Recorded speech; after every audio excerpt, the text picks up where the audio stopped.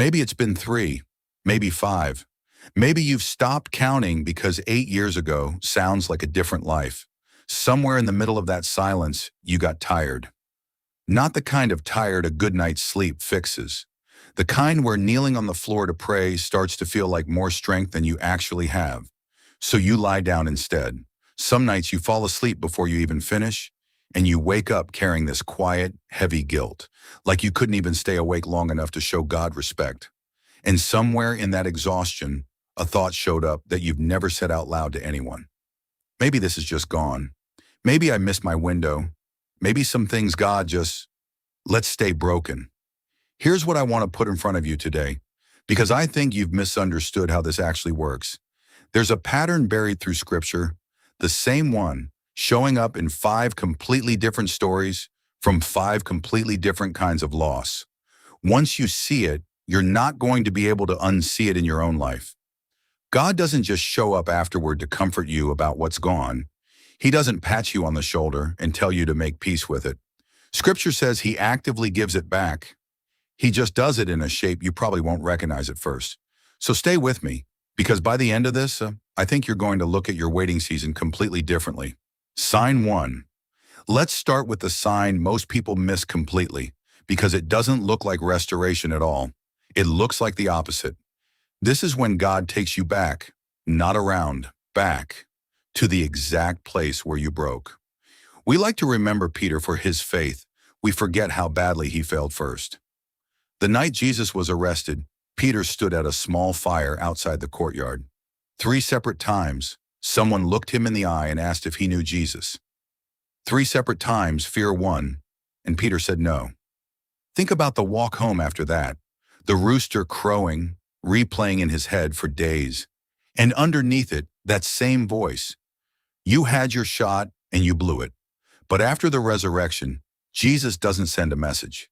He doesn't wait for Peter to fix himself first. He shows up on a beach and builds a fire, a charcoal fire. The exact smell, the exact warmth, the same setting as the night Peter fell apart. And there, standing in the smoke of it, Jesus asks him one question, 3 times. Do you love me? One question for every denial. He didn't skip past what happened. He walked Peter back through it on purpose and rebuilt him one answer at a time. If you're watching this carrying something you did, not something done to you, something you chose, this is your sign. God isn't planning to restore you around your worst moment. He's going to restore you straight through the middle of it. The exact place you fell apart is being turned into the foundation of what you'll stand on next. Sign 2. Now here's the second sign for anyone doing math on how much time they think they've lost. You look around and everyone else seems to be moving. They got married, they bought the house, they built a career, had the baby, got the breakthrough, and your calendar just kept turning while nothing on your end changed. You've probably said some version of this to yourself. I've wasted 8 years. I missed my window. I'm too far behind now. But in Joel chapter 2, verse 25, God makes a promise that doesn't play by the rules of how time is supposed to work. I will restore to you the years that the locust has eaten. Read that again slowly. He doesn't say, I'll help you feel okay about the years you lost. He says, I will restore the years, not the feeling, the actual time, the actual seasons, the decade you thought was just gone. God isn't going to hand you a time machine and take you backward. What he does instead is pack so much into what's ahead that the years in front of you outweigh the pain of the years behind you. You don't have to sit there running the numbers on what it cost you and hoping he can somehow make up the difference. He already has the number. He said it himself. The years. That's actually why I put together something for exactly this season. A simple daily journal for tracking what God's doing underneath the surface, even when the surface looks like nothing's happening. If that's where you are right now, it's linked in the top comment. Sign 3. The third sign feels like the opposite of restoration while it's happening. It's when God starts removing people from your life. A lot of you have mentioned this in the comments. Someone stopped calling. A friendship just ended without explanation. A relationship you thought was permanent just collapsed. And you're left asking, why would God let that happen? Look at Joseph, sold into slavery by his own brothers, not strangers, his own family. Years in a pit, years in Potiphar's house, years in a prison cell for something he didn't even do. Every step looked like more loss, stacked on more loss. But decades later, standing face to face with those same brothers, Joseph says the sentence that reveals the entire pattern. You meant evil against me. God meant it for good. Resistance is not rejection, it's a rescue. God didn't just hand Joseph his freedom back, he gave him a position his brothers couldn't have dreamed up in their worst nightmare. So if someone walked away from you, or if God's been quietly shutting doors on people you loved, stop trying to force those doors back open. Whoever left didn't have the capacity to go where you're being taken next. That closed door wasn't punishment. It was protection wearing a disguise that hurt on the way in. They don't get the final word on your story. They never did. Sign 4. That kind of loss comes from the outside. This next one comes from somewhere much closer, from inside you. It's the moment shame finally goes quiet. Betrayal comes from someone else's hands. Shame is different. It's the voice that says you had something good, and you're the one who ruined it. Think about the prodigal son. Nobody stole his inheritance. He spent it himself on purpose, and ended up so far gone he was eating in a pig pen just to survive. Shame had a script for him. You can't go back now. You made your bed. But when he finally turned around and started the long walk home, before he'd even finished the apology he'd rehearsed, his father saw him from a distance and ran, not walked. Ran.